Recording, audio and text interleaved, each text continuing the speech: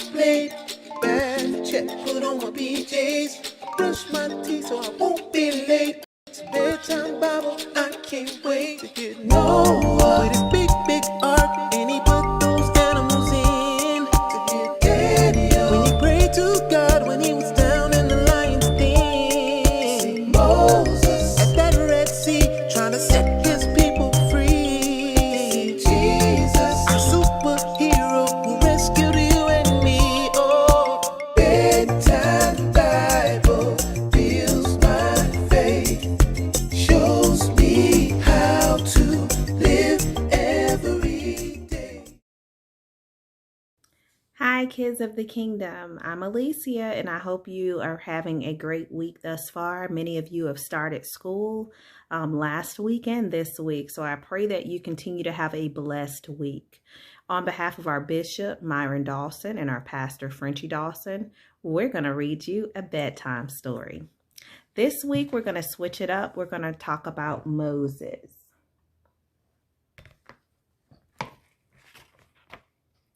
Years after Joseph died, a new Pharaoh ruled Egypt. He was cruel to the Israelites because he feared they would become too powerful.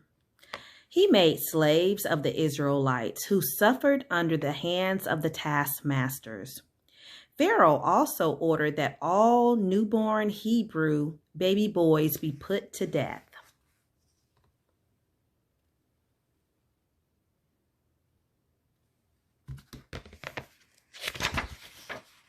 A Hebrew mother made a basket of reeds where she hid her newborn baby boy. She floated the basket on the Nile River and told her daughter Miriam to watch over it. Pharaoh's daughter was bathing at the river's edge when she noticed the basket floating in the bulrushes. He must be a Hebrew baby, she thought. I will raise him and call him Moses.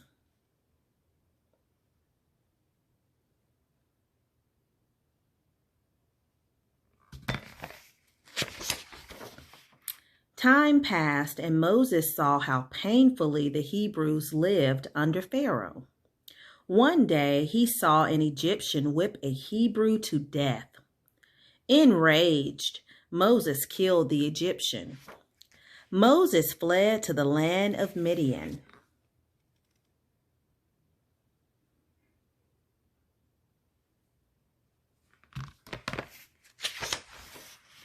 In Midian, Moses rested by a well. Suddenly, 7 daughters of a priest came to the well to draw water for their sheep and goats. Soon, shepherds came to drive them away, but Moses rescued them. The daughters brought Moses home to help them tend to their flocks.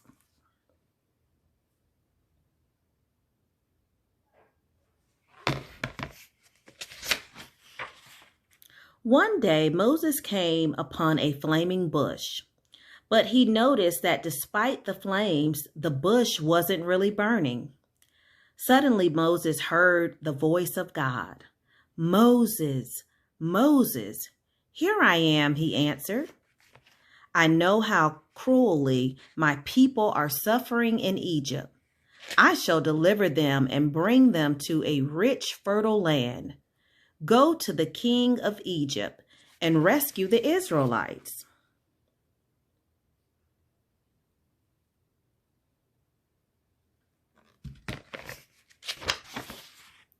"Lord God," pleaded Moses, "please send someone else." God was not pleased with Moses for not trusting him. "Your brother Aaron will soon meet you. Go to Pharaoh together, and Aaron will speak for you." So Moses and Aaron went to Egypt and told Pharaoh, "The Lord God of Israel says, 'Let my people go.'" "And who is the Lord God?" demanded Pharaoh. "Why should I do as he says? I won't let Israel go."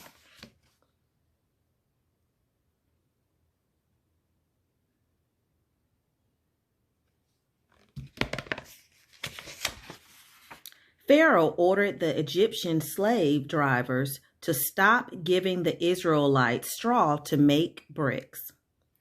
Make them find the straw themselves, he ordered. And the slaves were beaten if they didn't make the bricks.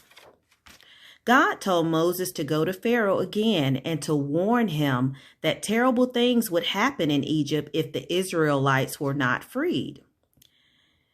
And if Pharaoh wants you to prove yourself, tell Aaron to throw down his rod and it will become a snake.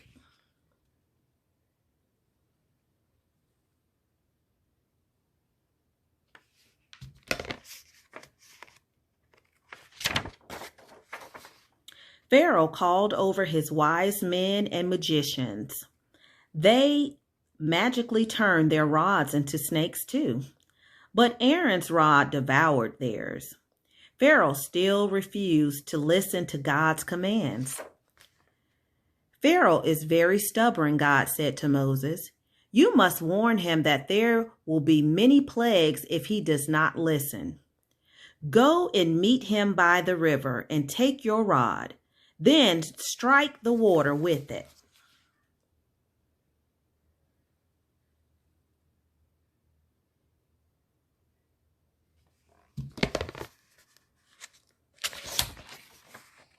Moses struck the water and it turned to blood. Pharaoh still would not let the Israelites go. So the plagues continued. Frogs, gnats, wild beasts, cattle, disease, boils, hail, and locusts. Then God sent a great darkness over Egypt that lasted for 3 days and nights. Then Moses told Pharaoh of the final plague.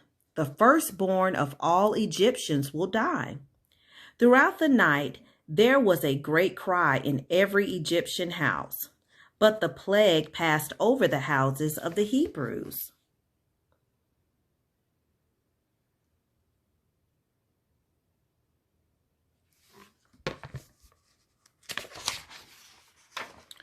Finally, Pharaoh called for Moses and Aaron. Rise up and leave this land, you and all the children of Israel. You are free to go. So all the Israelites packed their possessions and began to flee from Egypt. Pharaoh's heart hardened as he watched the slaves leaving for freedom. He changed his mind and sent chariots after them.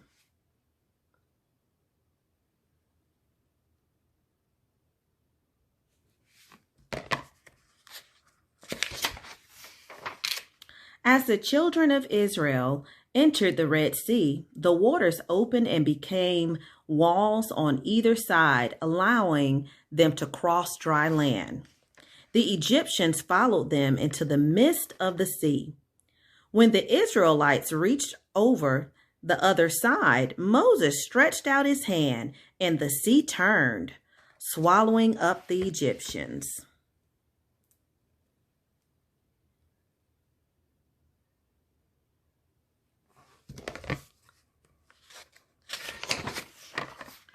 Moses led the children of Israel through the wilderness.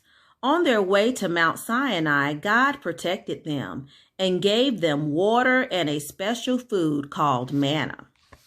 Moses went up to Mount Sinai for 40 days and 40 nights to receive the 10 Commandments. But when he returned, he found the Israelites worshiping a golden calf. In rage, he smashed the tablets to bits.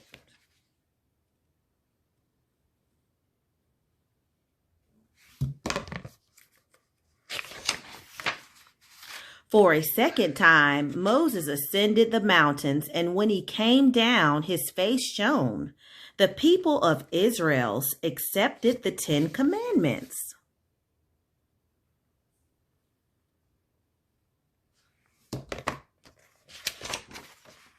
God delivered the Israelites into the promised land and blessed them.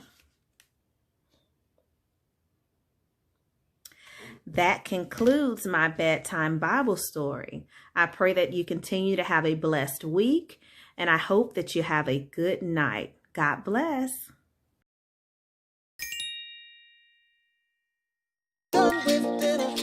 my plate. Bad check, put on my PJs. Brush my teeth so I won't be late. It's bedtime Bible, I can't wait to get no. Would it be